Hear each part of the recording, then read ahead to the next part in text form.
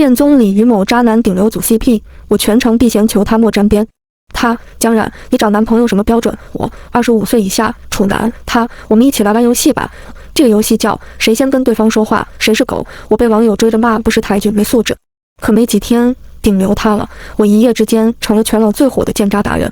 我江冉，3、4线小胡咖，闭嘴甜心辣妹，开口东北老妹，人称娱乐圈哑巴新娘。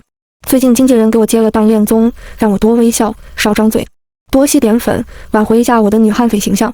毕竟我出道以来最热的新闻不是自己演的剧，而是第一天与影帝官宣恋情，第2天被拍到我当街长官影帝，然后官宣分手。节目一共邀请了4男4女，抽签组 CP， 我眼睁睁看着小鲜肉被抽走，而自己却和流量顶流许巍成了一组，那叫一个晦气。为了钱我忍了。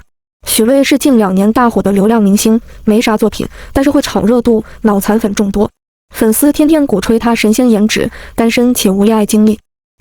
我前2天刚碰见他聊骚一个已婚明星，背地里指不定玩得多花泥。约会开始前需要给双方第一印象打分，许巍毫不犹豫给了我100分。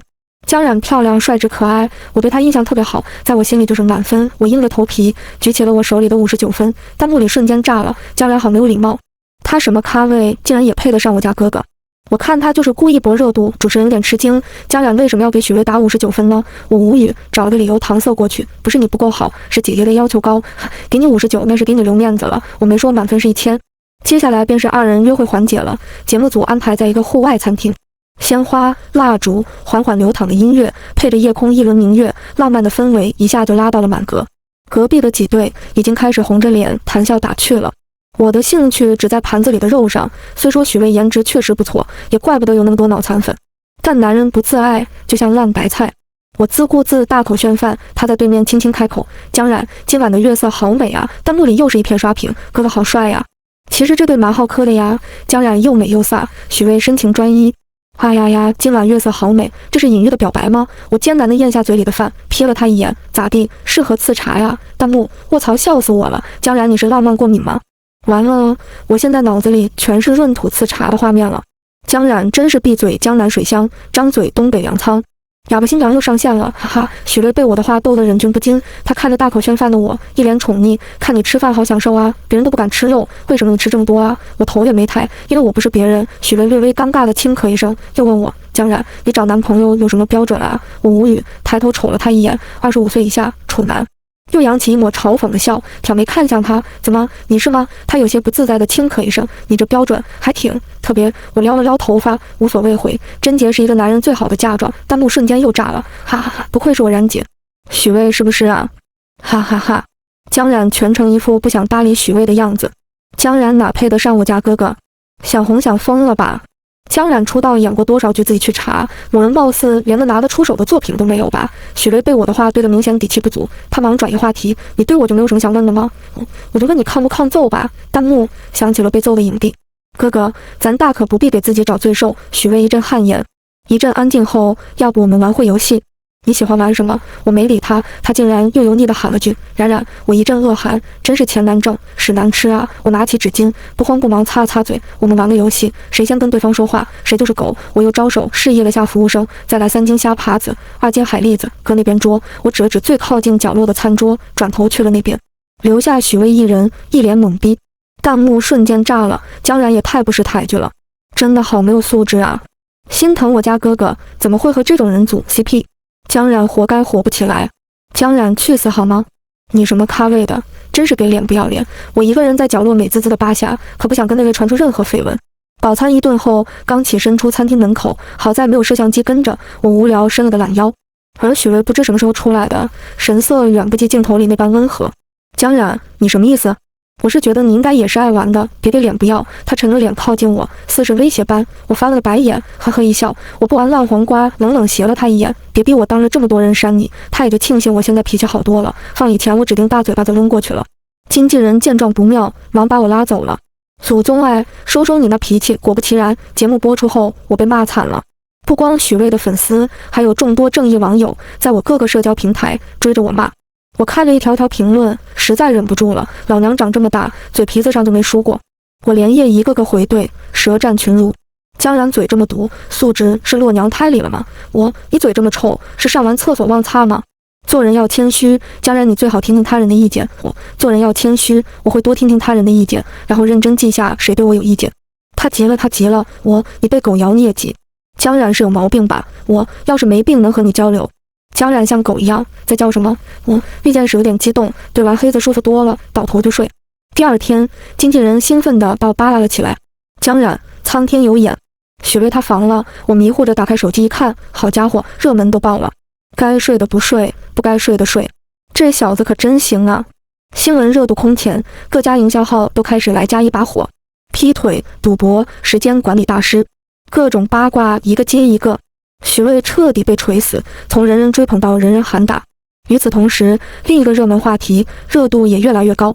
井号江染见渣达人，井号话题下全是恋综节目里我对许巍的视频合集。评论区不同昨天的成片骂，全是一片夸。现在终于懂江染和许巍这一段了。江染直接就差把晦气写在脸上了。冉姐预判好准，否则现在惹一身骚。冉姐可真是娱乐圈的见渣达人。大家忘了江染和韩愈是怎么分手的了吗？冉姐不光见渣还见婊呢。昨天冉姐连夜对骂黑粉，不愧是娱乐圈女悍匪。啥也不说了，我要粉冉姐，又美又飒的人间清醒。出道6年，我演了几十部剧，不炒 CP， 不买热门，一直佛系的摆烂。没想到因为一个恋综必渣，竟然一夜之间火了。粉丝纷纷在线留言要我开直播，不就是开直播？冉姐主打的就是一个真诚，不光开直播，还开了粉丝连麦，一时直播间人数突破了10万。第一个连麦的是一个挺年轻的弟弟，一看到自己连上麦了，老激动了。冉姐，我好喜欢你，我想给你整个世界。我大手一挥，老弟，那你整去吧。不是，你咋一嘴大碴子味儿呢？我不解，不是，我说普通话贼标准啊。评论区，哈哈，哑巴新娘又上线了。我想给你整个世界，那你整去吧。哈哈，我迟早要笑死在江然直播间。贼标准，哈哈。第二个是一个小姑娘，哭诉着说：冉姐，我被男友绿了3次，可他对我很好，我不知道还要不要继续。我秒变地铁老爷表情包，一口气差点没上来。谈去把心谈碎，人谈啥？钱谈没？你个恋爱脑晚期的绿巨人。评论区，别问我为什么这个点还没睡，因为我在劝说我恋爱脑的闺蜜，劝得我血压上来了。智者不入爱河，怨种重蹈覆辙。第3个连麦的是一个小女生。冉姐，我能问一下你谈过多少个前男友吗？我撩了撩头发，莞尔一笑，姐哪有什么前男友，都是一些萍水相逢的感情导师。姐还没谈过恋爱，就是以前玩的比较好的朋友，后来3观不合就不在一起玩了。那韩愈呢？我这么开心的日子就不提死了的人了。当年我跟韩愈的极速版恋爱闹得人尽皆知，大家只知道我们第1天官宣，第2天我当街抽了他一巴掌后分手。其实没有人知道，我们从高中就开始早恋，到后来的地下恋。他说等他拿了影帝就官宣我们的关系，而官宣完第2天，他的小青梅就晒和他穿着情侣装的照片，还在综艺里喝同一碗汤。当年我一气之下甩了他一巴掌，又恰巧被狗仔拍到，韩愈丢了面子，又觉得我无理取闹，总之就分手了。后来又有狗仔偷拍我，我追着狗仔跑了3条街，最后狗仔直接求饶。再后来八卦新闻里我的照片都是加了美颜滤镜的，然后我变成了娱乐圈的女悍匪。直播的最后一个连麦，很多人都在抢。接通后，一个熟悉的声音传来：江然，直播间一时炸了。卧槽，是韩愈，真的是韩愈！我定睛一瞧，还真是韩愈。他来凑什么热闹，蹭什么热度？此时直播间已经炸了。世纪大同框，这是我能看的吗？哇哇，影帝是来求复合的吗？不得不说，这两人真的配我一脸。复合！屏幕那端，韩愈俊朗的脸上，嘴角还勾着一抹笑意。江然，听说你到处跟人说我死了，我脑子一时有点乱，没想到韩愈还能5句往上冲浪。许久不联系，随口嗨了一句，竟然还能让他听到。我咬了咬牙，呵呵一笑。前男友在我的世界里就相当于死人。韩愈轻笑一声，打趣道：怎么分手了连朋友都做不成？我不屑一顾，抬了抬眼皮，不打扰是对死者最大的尊重。这么多年了还是这个样子，什么情绪都挂在脸上。韩愈缓了缓神色，无奈笑了笑。我无语至极，不把情绪挂脸上，难道挂墙上？实在不明白他这一波操作是何意。我直接问他：你有事吗？没事就挂了。你也知道我现在有点热度。韩愈沉了沉气，沉默了几秒，低声问道：能不能把我从黑名单里放出来？我微微一愣，抬手挂断了连线。走你！反手将他的号拉进了黑名单。直播间再次炸了，我靠，然姐这是把韩愈又拉黑了，这波操作看呆了我。然姐，你跟影帝没有破镜重圆的希望了吗？我清了清嗓子，擦了擦手，回道：对待感情就要像口香糖一样，不甜就吐。泼出去的水我连盆都不要。对于韩愈，其实我并没有恨，只是单纯的不想再与他有什么交集，也不想再和他捆绑出现任何新闻，更不想看到他的粉丝在说什么我配不上他。我也想保持神秘感，奈何长了张嘴，不爽就总想骂回去，忍不了。直播过后，果然热门话题又多了一波热度。井号韩愈直播连线姜冉，井号韩愈疑求复合，被拒井号姜冉拉黑，韩愈井号韩愈姜冉极速版恋爱，井号评论区的吃瓜群众议论纷纷。看来韩愈是没有放下，想复合呀，还是让我然姐独自美丽吧。不想他们复合，姜冉根本配不上韩愈啊！可是韩愈主动求复合，姜冉都懒得理，直接拉黑了好吗？老粉应该都知道当年他们分手的内幕，只是姜冉太佛了，不屑用自己的恋情炒热度而已。互联网是没有记忆的吗？当年可是因为夏婉婉的插足他们才分手的。吃一下极速版恋爱的瓜，说实话，当年我与韩愈分手，并不是他犯了什么原则性错误。我们从高中就是同学，可以说他陪我走过了青春年华中最重要的那些年。只是他家里条件不错，而我出身农村，性格不够温和，他妈看不上我。而他有个从小一起长大的小青梅夏婉婉，深得他妈的喜欢，从小认了她做干女儿。韩母自然是主意夏婉婉做儿媳的，但韩愈对她只有兄妹之情。这些年，夏婉婉虽然总喜欢在我们之间散发些茶气，但好在韩愈并不是一个没有情商的纯直男。他明白夏婉婉的心思，但是分寸感这个东西却不会掌握。他说等他摘了影帝，就告诉全世界姜冉是他的女朋友。当然他做到了。但是第二天，小绿茶便在微博上发了一个视频，他在韩愈家与韩愈穿着情侣装，喝着同一碗汤。配文说妈妈做的汤还是那么好喝。后来韩愈解释，他们穿的不是情侣装，而是他先买的，后来小绿茶觉得好看才买了同款。而夏婉婉反手删了那个视频，转头又发了一个哭得梨花带雨的道歉视频，说自己不是故意的，自己和哥哥从小到大都是这样的，让大家误会了，都是他的错。而韩愈的妈妈在接受营销号采访时直接说，我希望儿子找个温柔善良的女孩，我提了分手，韩愈却觉得我得理不饶人。拉扯间，我气急甩了他一巴掌，却恰巧被狗仔拍到。他觉得丢了面子，又觉得我不会真的与他分手。当年我的粉丝本就不多，而韩愈正火，关于他的负面消息基本都被公司花钱删掉了，所以当年的分手内幕知道的人并不多。当然，我俩之间的种种都是过去式了。线下有件事让我有些犹豫，经纪人给我接了个综艺，说是体验乡村生活的真人秀，这不是重点。重点是节目组还邀请了韩愈和夏婉婉当嘉宾。我挥了挥手，算了，摆烂吧，钱够花就行。经纪人给我指了指合同上的一个又一个的零，我的冉爷，这个节目你的费用和韩愈是一个 level 的，最高的呀，这钱不赚就是傻子。再说节目组已经公开说邀请你了，韩愈那边已经接受了，全网可都在血书让你去参加，有钱不赚王八蛋，去就去。今天多一份拼搏，明天多10个男模，真人秀嘛，比拍电影可轻松多了，来钱还快。经纪人跟我说，反正你女悍匪的形象已经悍死了，已经不指望能再挽回啥了，只求你在节目里收着点脾气，实在收不住，那就能吵吵就别动手。咱就说他这么说，我指定是带点私人恩怨。我也是一个靠颜值出圈的美艳女明星，咋能那么不注意偶像包袱呢？简单收拾了一下行李，化了个美美的妆，节目组的大巴已经开到楼下了。刚一上车，发现大家伙都到齐了。韩愈和他的绿茶小青梅夏婉婉坐一起，除此之外还有一个圈子里挺油腻的男艺人，还有一个和夏婉婉关系蛮好的闺蜜，好像姓白，姑且就叫她小白莲吧。她们的姐妹团感情营销的好的不得了，段位一个赛一个高。刚放下行李箱，没想到油腻男先开口了，哟，姜冉来了，怎么还化妆了？真实一点不成吗？把大家当外人，他自来熟的跟我开玩笑，还以为自己很幽默。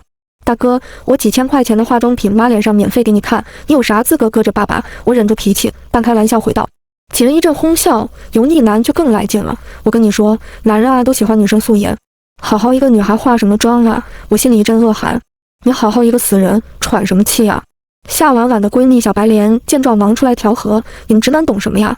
我看然姐今天的妆就很好看呀，是吧，婉婉？说罢转头看向夏婉婉，给她一个你懂得的表情。夏婉婉顺势说道：是呢，然姐今天画的真的好漂亮，我就不行，手太残。我挂起捏性假笑，瞅向她，哪有，我看你这小裸妆画的就贼好看。我故意定睛仔细瞧着，又忍不住皱起了眉。哎呀，就是你这皮肤有点油，你看这都浮粉了。我笑音拍了拍她肩膀，一会我推你个控油的面膜，小绿茶就这。那个然姐，要不你和哥哥坐一起？夏婉婉扬起一脸甜甜的笑，却没丝毫挪地的意图。一旁的韩愈侧头静静看着我，似是等着我的回答。可别，我忙摆手，一点不想沾边。江然，我这还有空位，要不跟哥坐一块？前排的油腻男朝我摇了摇手，喊道。我叹了口气，直接扛着行李箱去了副驾驶，塞上耳机，听了一路二手乐季的死亡摇滚。大巴车晃晃荡荡好几个小时，终于到了。一下车我惊了，这不是我们县有名的贫困村吗？难得导演组能找到这地。接下来我们被收走了身上的手机和钱，说好的体验乡村生活呢？这不妥妥的变形计吗？我就说事出反常必有妖，挣钱没有那么容易，每一分钱都有他的脾气。几个人都开始了抱怨，夏婉婉跟她的小姐妹小白莲委屈的都要哭了出来。你们这不是骗人吗？怎么能这样？导演直接提醒，已经开始直播了。二人马上变脸，这里其实景色好好啊，空气也特别清新，评论区一片夸，哇哇，婉婉素颜好美啊。说实话，我是韩愈，我也会喜欢婉婉这种又怪又萌的，家染那种女汉子没几个男生会喜欢的。楼上的别带我然姐，拒绝辞敬，我然姐不吃剩饭。导演黑着脸喊来了一个人，萧逸，赶紧给我过来。接着走来一个不情不愿的小奶狗，一身白色卫衣，栗色的头发软软趴在头上，个子高高大大。这个是咱们的新成员萧逸，一起参加咱们这个变形计啊，不对，体验乡村生活。导演解释道。节目干嘛请个素人过来呀？导演也姓萧，不会是他家亲戚吧？夏婉婉和她的小白莲闺蜜悄悄议论着。直播间此时评论也刷了起来，哇哇，这是新出道的小鲜肉吗？颜值绝了！导演从哪找的又奶又野的修狗？10分钟内我要这人的全部信息。导演姓萧，小奶狗也姓萧，哇靠，好像是导演的儿子。导演将自己不成器的儿子扔到变形计，哈哈！我侧头瞅了一眼，弟弟长得倒是又白又嫩，就是沉着个脸，满脸的不耐烦。下面宣布游戏规则：本次乡村之行共3天，大家现在都是普通村民身份，3天时间需要凭各位自己的努力好好生活。接下来我们一男一女抽签分组，最后夏婉婉与韩愈一组，小白莲与油腻男一组，剩下我和小奶狗萧逸一组。然后节目组直接把我们扔在了一个破旧的老房子里。翻了一圈，除了点调料和米面粮油，啥菜没有。院子里倒是养着些鸡鸭鹅，奈何我们一个个都是穷光蛋。很棒，第一天就开始荒野求生了。众人都饿得咕咕叫，我无奈提议，要不去外边找点吃的吧？现在春暖花开，草长莺飞的，野菜应该不少。好呀好呀，这就得麻烦然姐了，你从小在农村长大的，肯定懂得特别多。小绿茶故意拍着手开心的回答，又假装羞愧，还不像我们这些从小城市里长大的，真的来到农村什么都不认识，眼睛却在故意扫过我时露出一抹不易察觉的笑。当年韩愈他妈就是因为我家是农村的，所以狗眼看人低。如今小绿茶不就是又在暗戳戳提醒我，你放心，姐姐一定好好照顾你。我对着镜头故意笑得灿烂，心里压下一股无名火。妈的，再惹我就开干了。我在院子里学摸了个捕兽夹，顺手带着出门了。房子挨着一片片绿树青山，此时正是春暖花开，景色真的不错。我最喜欢桃花了，你看开的好美啊！小绿茶拉着她的小姐妹小白莲在树下故意矫揉造作。人间4月芳菲尽，山寺桃花始盛开。说罢还吟了2句诗。我忍不住翻了个白眼，提醒她，大姐，那是杏花。直播间弹幕一下炸了，哈哈，装逼必定遭雷劈。然姐依旧稳定输出啊。夏婉婉的人设要她啊！我走了几步，发现一棵榆树，这个榆钱可以吃，摘点回去做榆钱饼，说干就干。只是树太高，我根本够不着。我朝萧逸扬了扬下巴，你来。他尝试着踮脚跳起来去抓，依旧差点事。其他2组也尝试了一下，结果都一样。小白莲和油腻男那组先找着的方法，油腻男直接抱着小白莲的腿站起来，女生伸手基本就可以摘到了。夏婉婉见状也忙向韩愈说，哥哥，他们这个方法好哎。韩愈看了我一眼，没有说话，直接抱起了夏婉婉。他仰着头，笑得阳光灿烂。哥哥，你再举高一些。直播间一时也热了起来。哇塞，这一幕好美，这也太好磕了，青梅竹马耶。前女友就在旁边，韩愈真的不会尴尬吗？我皱着眉瞅了戳在身边的萧逸一眼，抱我。萧逸一时有点犹豫，你多少斤？这小子比我在直播间报体重。不知道女明星的身高和体重都是谜吗？我无语斜他一眼，你行不行啊，细狗？嗨，你说谁不行？我告诉你，江然，我单手就能把你举起来，很好。他急了。于是乎，这小子还真单手抱着我，把我举了起来。你不累吗？一点都不累。直播间一时又刷了屏，哈哈，这对好好笑啊！萧逸演绎了什么叫一生要强的中国男人，莫名感觉有点好磕，是怎么回事？瞻完鱼前，我们准备进山挖点野菜，顺带碰碰运气，看能不能逮点野味。一行6人拖着饥肠辘辘的肚子满山挖菜，这种还有这种都可以吃。我拔下几颗样品，分给几个人，找了个小树林把捕兽夹搭好。刚出小树林，就听到夏婉婉一顿乱嚎：“哎呀，好痛呀！”她揉着腿坐在一块石头上，楚楚可怜。哎呦，可怜的宝，那你快歇着吧。小白连忙关心说道：“我可真是笨，什么忙都帮不上，我给你们加油吧。”夏婉婉一脸的委屈，我忍不住又翻了个白眼。几人可能饿得难受，也没人搭理他的造作，专心挖菜。没多久，大家收获颇丰。我进小树林一瞅，竟然抓到一只大肥兔子，太棒了！今晚终于不是全野菜宴了。我拎着兔子晃晃荡荡出来，几人也瞬间瞪大了眼。哇，江然，你竟然抓了只兔子！夏婉婉瘸着腿过来摸了摸兔子，哇，好可爱呀！我面无表情道：“今晚的主菜有了。”啊，兔子这么可爱，然然姐，你怎么能吃了它？小绿茶大吃一惊，小白脸也忙来搭腔：“是呢，好残忍啊！女孩子不都应该喜欢小动物的吗？”我斜了他们一眼，自顾自往回走。我喜欢小动物啊，顿顿不能少。直播间一瞬间评论又热了起来，江然还真是女悍匪，这事是她能做出来的。不过兔兔确实很可爱啊，怎么可以吃兔兔？我湛然姐，我也顿顿不能少。夏婉婉什么也没干，怎么还这么多事？神烦！小绿茶一时语塞，只瘸着腿跟在我们身后。哎呀，婉婉，回去的路还有很远呢，你这腿怎么走路呀？小白莲助攻瞬间上线，韩愈，要不麻烦你背他一下吧。韩愈思索了下，蹲下了身子，将夏婉婉背了起来。夏婉婉一脸娇羞的笑：“哥哥，你还记得小时候吗？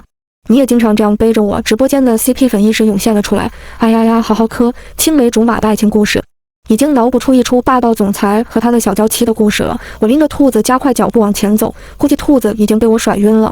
跟在我身后的萧逸趁人不注意戳了我一下：“姐姐，需要我背你吗？”我瞥了一眼，知道你很行了，不需要证明了。他悄悄扯下收音器，看来你还挺在意你前男友。他一脸八卦的笑：“我只在意什么时候能吃上肉。”我气得咬牙。回到小院，我便开始将兔子扒皮分尸。直播间也打上了一层码，提示画面过于血腥，不宜观看。我哐哐挥舞着菜刀剁着兔子，声音太大，丝毫没有察觉韩愈是何时走进来的。我来做饭吧，今天辛苦你了。瞥见他，心里顿时一股无名火。我扔下菜刀，头也没回就往外走。然然，韩愈却突然喊住我：“没必要故意躲我吧？”你想多了，我只是不想跟你呼吸同一片空气。我转过身，冷冷回他。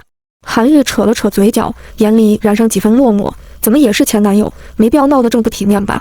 其实分手后我难受了很久，我一时想不明白他为什么要在直播里说这些话，弄得我不明所以，却又忍不住嗤笑。你可以骂我诋毁我，但求你别说是前男友，我丢不起那人。还有分手那天我在被窝里笑了一宿，直播间瞬间炸了，果然姐就是飒。其实也没必要闹得这么僵吧，有点心疼影帝。有一说一，韩愈也没做什么错事吧，分手了没必要说话这么难听吧。江然说话确实太难听了，我扫了一眼一条条评论，并没有放在心上。永远年轻，永远说话难听，千金难买我乐意。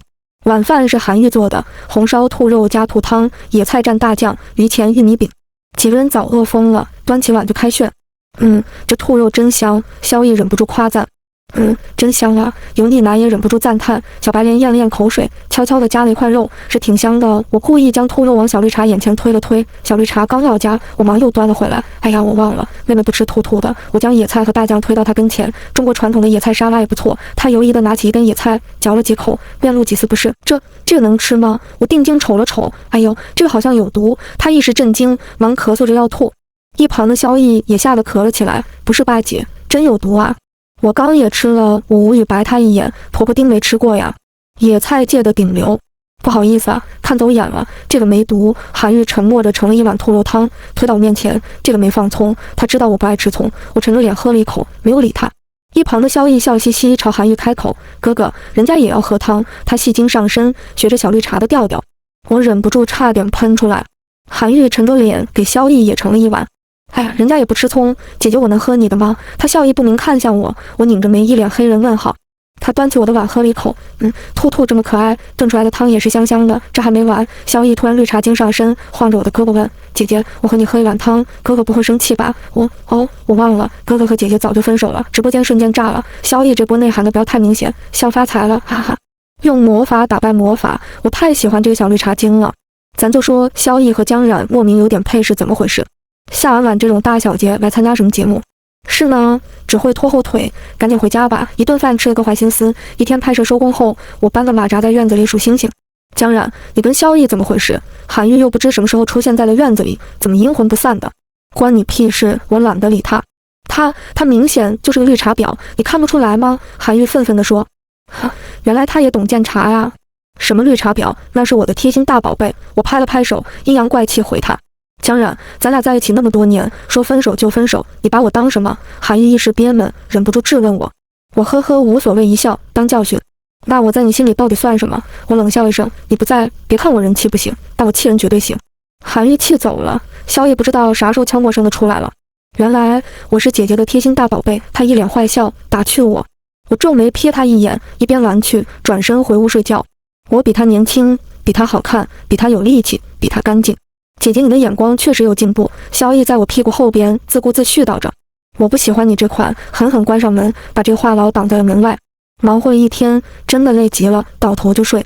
结果天还黑着，就被一阵鸡叫声吵醒。我忍着起床气，蒙上被子，准备再睡个回笼觉。结果刚睡没半个小时，又是一阵鸡叫。他奶奶的，到底是哪个鸡不看表，还这么碎嘴子？天刚蒙蒙亮，又是一阵鸡叫，还伴随着一群鸡的咕咕嘎嘎。摄像机已经开机了，我顶着大油头，一身的起床气，怨气比鬼还重。评论区也开始有人刷屏了，哈哈，江冉这个起床也太真实了，这个素颜真的是毫无保留。我揉着脑袋，看着院里有只大公鸡，嘚嘚瑟瑟的去欺负一群母鸡，整得一地鸡毛。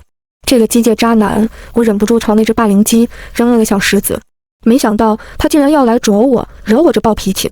我气得满院子追着他跑，直播间评论也多了起来。大清早起床抓鸡，江冉是要笑死我，哈哈！这是一个美艳女明星能干出来的事吗？哈哈，这画面太美了。此时众人也都陆陆续续起床了。夏婉婉对着镜头揉了揉眼睛，甜甜一笑。直播间评论瞬间就爆了，哇哇，婉婉素颜好美啊，穿睡衣的样子好可爱。谁早晨起床头发能一丝不乱？江冉那个样子才是最真实的好吗？夏婉婉演过头了。是呢，做作过头了，来了一天什么都没干，只会添乱。许是看到了很多网友吐槽他，夏婉婉今天竟异常勤劳。今天计划每个人打工赚钱，去帮村民地里拔草。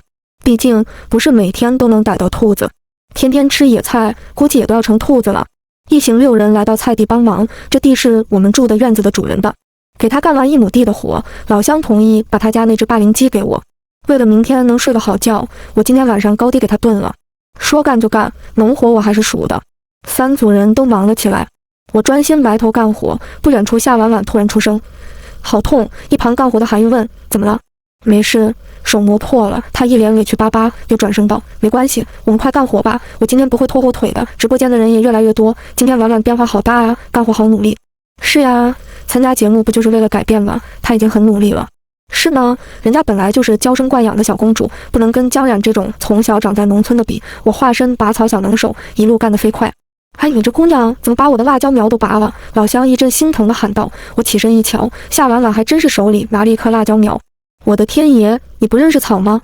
你这给我薅了多少菜啊？老乡一阵阵心疼，你快别干了，俺可顾不起你。转身指了指我，你瞅这个丫头，干活就又干净又利索，这1亩地眼瞅着就快干完了。夏婉婉瞬间委屈地哭了出来，对不起对不起，我真不是故意的。直播间一时又炸了，而这个夏婉婉要不还是回家吧。最后因为夏婉婉给老乡带来了损失，韩愈干完了自己那份，也没拿到工钱。我跟萧逸转身去了山间的一个小河沟抓鱼，抓条鱼，宰个鸡，下顿饭有着落了。河里鱼还真不少，我俩二话没说，下河就开抓。这些小野鱼还挺贼，窜的一个赛一个快。我瞅着有一条又肥又大，看着不太机灵。嘘，你先别动，我瞅见一条。我吩咐着身边抓鱼抓得手忙脚乱的萧逸，他一秒化身木头人。我盯着那条傻鱼，趁其不备，直接下手。他竟然预判到了我要抓他，咻的一下游到了萧逸身下。我一个回手掏，死死地逮住了他。抓到了，抓到了！我一时兴奋地大喊，只见萧逸咬着牙，红着脸，一脸的隐忍。我心里一慌，这鱼好像手感不大对。我慌忙松开，脸也刷了一下红了。妈妈呀，我干了什么？这是可以播的吗？直播间顿时炸了。卧槽，刚刚江冉抓到了什么？哈哈，为什么2个人抓鱼抓得满脸通红？这是我们能看的吗？节目组就不能在水下放摄像头？我深呼一口气，上岸。萧逸像受气的小媳妇一样跟在我身后。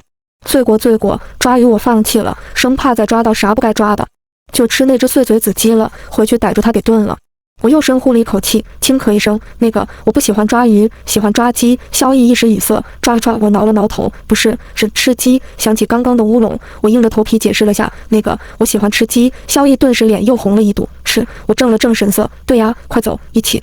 一起，我无语。对呀，我一个人怎么搞？此时萧逸从头到脖子红得像刚出锅的大闸蟹。直播间评论又炸了，我的天，他们到底在说什么？这是我能听了吗？果然姐就是牛啊，太豪放了。我大步朝前走着，萧逸慢吞吞在后边跟着。江然，我们这样是不是太快了？快什么快？抓鸡收拾再炖也得挺长时间。再说我是真饿了呀。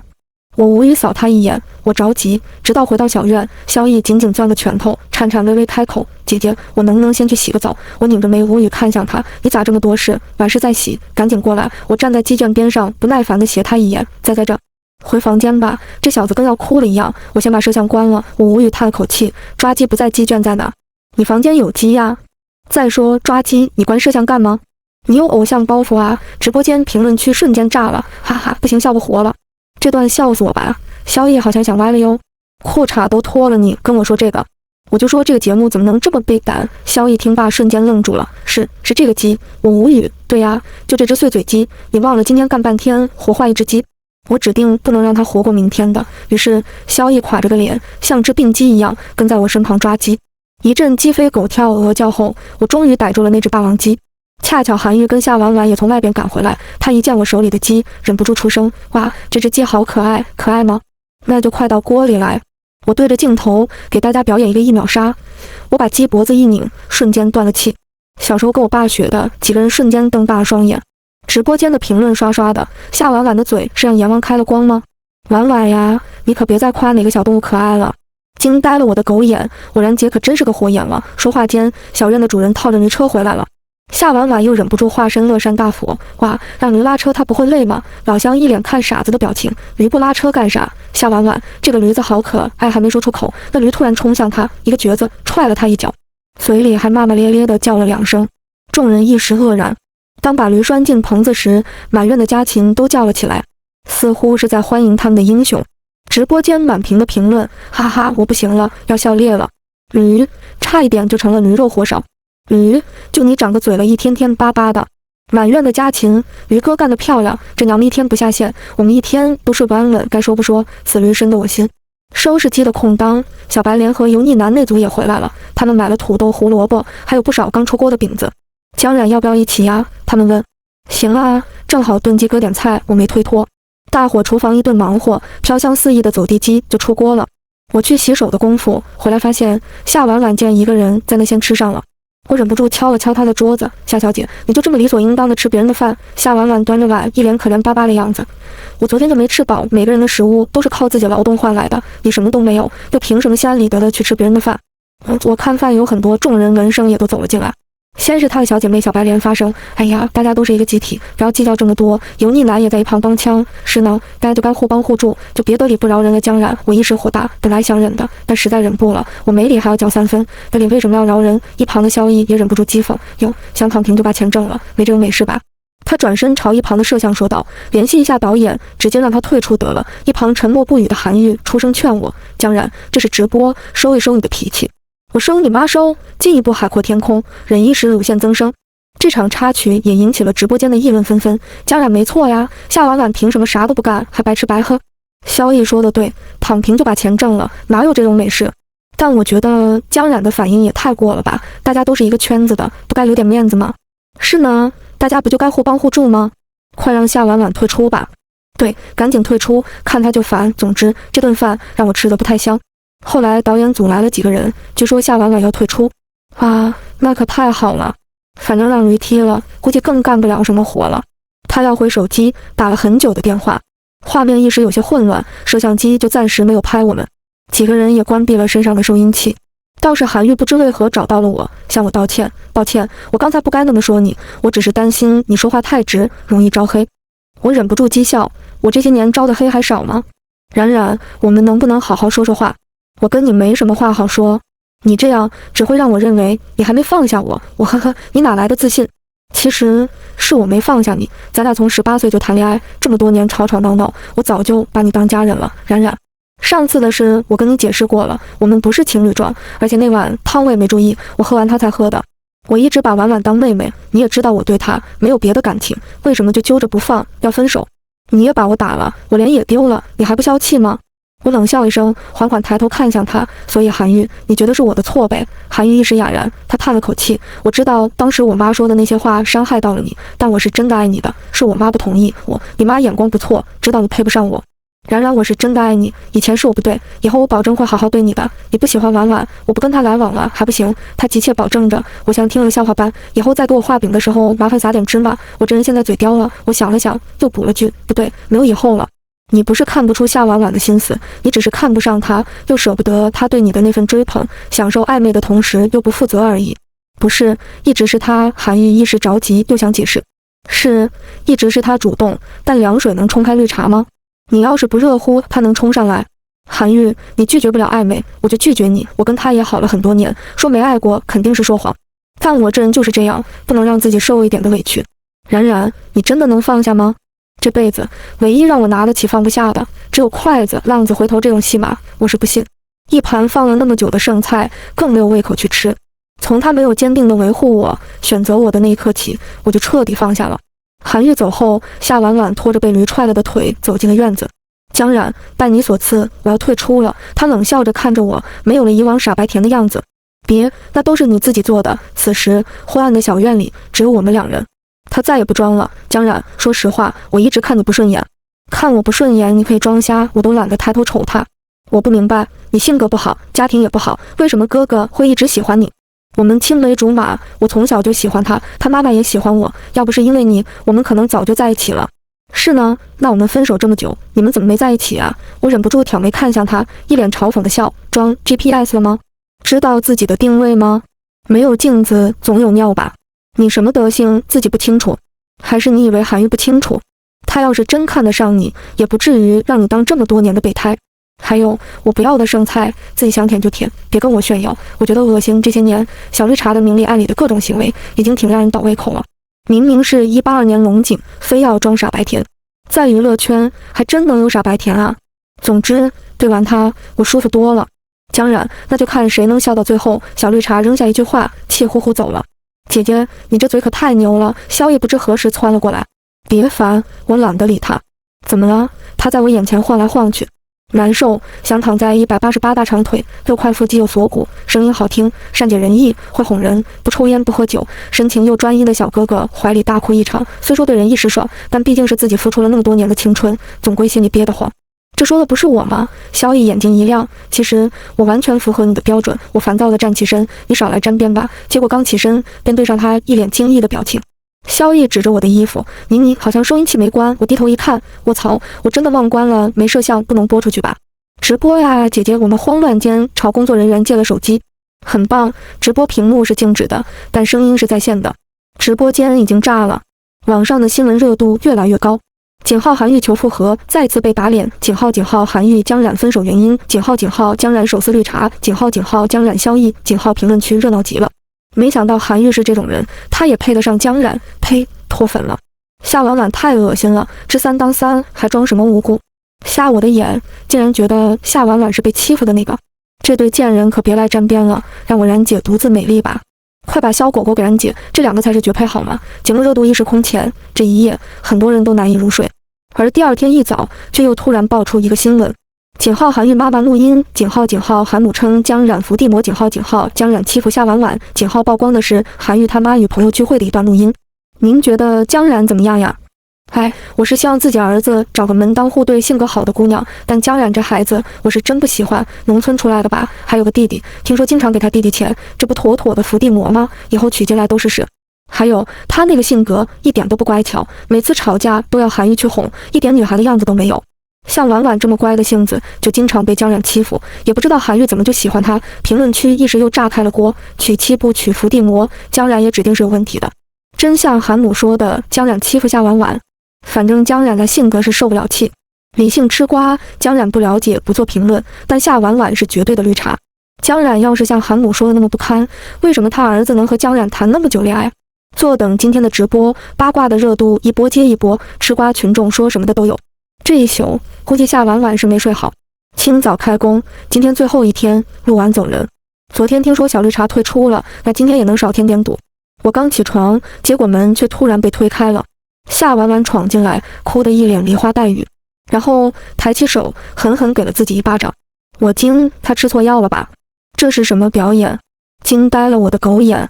还没等我反应过来时，她转身抓着我的手腕就往外跑，对上门口的摄像机便大哭了起来。然姐，我知道昨天的事是我的错，你别打我呀！呜呜，直播间一时炸了。我靠，家人可真狠啊！有话不能好好说吗？看来真像新闻里说的那样，江冉一直欺负婉婉，当着镜头就敢动手，私下里得是什么样子？江冉这是搞霸凌吗？夏婉婉越哭越狠，嘉宾及节目组众人都涌了过来。江冉，你怎么能打人？韩愈盯着我忍不住问。油腻男也跟着附和，是呢，有话就不能好好说，有矛盾解决就好了。大家都有错，一个巴掌也拍不响。我冷笑，斜他一眼，一个巴掌拍不响，那我拍你脸上，你看响不响？他顿时静了声。我直接扯过夏婉婉，对着几个摄像师招呼着，来，都对他脸拍。我指着他脸上明显的5个手指印，说我打你了是吧？我一把揪起他的脖领子，冲着镜头给我解释一下，为什么我扇了你？大拇指印会在耳朵边，小拇指印在鼻子旁。众人反应了一下，终于明白了，自己扇的和别人扇的巴掌印是2个方向。怎么？我抡起一个巴掌，来了个回手掏扇的你。我一把扯起他的爪子，来，给我好好比划比划是怎么来的。夏婉婉一时不知所措，只敢小声哭着。我拎起他的衣领，抬手直接一个巴掌甩在了他的另一张脸上。记住，这个才是我打的。我轻笑一声，死死盯住他，对着镜头比比，这2个巴掌印有什么不一样？我松开他，头也不回进屋洗脸去了。直播间却炸开了锅。卧槽，冉姐这波说出太逆天了，看得太解气了，一个字，爽。受不了了，刚开始我还以为真是江冉打的，这绿茶婊怎么这么能撞？冉姐多扇几巴掌好吗？我看得不过瘾。冉姐手疼不疼？记得擦擦手。刚洗漱完没多久，有工作人员突然通知我说我爸跟我弟来了。于是乎，在栏目组多台摄像机多角度拍摄下，我爸开着加长林肯，我弟开着限量版法拉利拉风的进村了。众人一时议论纷纷，不是说江冉家是农村的吗？编导看向我，江冉要不你解释一下？我无奈摊了摊手，我家确实是农村的呀。当年我跟韩愈早恋，被叫家长，韩愈他妈见了我爸第一句就问你家是做什么生意的呀？我爸说俺们就是农村人，养了个鱼塘，不过最近鱼塘也干不成了，要成鸡场了。其实我爸说的是鸡场，韩愈他妈以为是鸡场。又听说我有个弟弟，我弟偶尔会管我要零花，他便觉得我是个穷酸的伏地魔，配不上他儿子。那年建鸡场占了我家不少地，赔了不少钱。后来我爸拿钱扩大了规模，成了全国数1数2的养殖大户。我爸跟我弟一人一身高级西装，炫酷地下了车。直播间评论区，哇哇，这也太帅了！江冉弟弟好帅呀！哎呀，弟弟缺不缺女朋友啊？弟弟缺不缺后妈呀？老爸也帅的一批呀！韩愈他妈还造谣江冉伏地魔，人这条件你家能够得上？我爸缓缓摘下墨镜，松了松领带，咋了？听说有人造谣欺负我闺女了。他抬了抬眼皮，扫了韩愈一眼，你什么档次什么水平的，还欺负我闺女？我明确告诉你，我家的门槛你够不上。转头又斜了下婉婉一眼，挨了打就长点记性，不是谁你都能招惹的，下次打你就不是脸了。评论区一时火热，哇哇，这老爸总爱了爱了。天啊，有这样的老爸可太幸福了！我忙挽上我爸的臂弯，可以了，我的老 baby， 别耍帅了。一边的我弟也站不住了，顶着一头红毛对着镜头一顿自我介绍：大家好，我是江澄，我的梦想是当一名 rapper。我气急，直接一拳头对上他，你再 rapper 一个，信不信我把你这头红毛给剃了？咱家只能我一个不务正业，你当 rapper 了，咱家的牛羊谁来放？我弟一脸委屈巴巴的样子，我瞅着他俩又是一阵无奈，你俩耍什么酷？开一辆车出来还不行？还一人一辆嘚瑟。哎呀，咱爸那辆给你拉了只羊来，我不想跟羊坐一起，那你？我爸拉了只羊来。我爸开心地打开他的加长林肯车门，还真牵出了一只羊。闺女，你不是最爱吃烤全羊了吗？一会儿你们拍完了就把它杀了，现烤的，贼拉香，然后将羊交到了我手里。评论区，这对父子真的好搞笑，哈哈。谢谢，羊都做加长林肯了，我都没做过。江冉，你家还缺羊吗？让你弟弟放的那种。我牵着羊一阵阵尴尬，那个羊还不停地跑来跳去。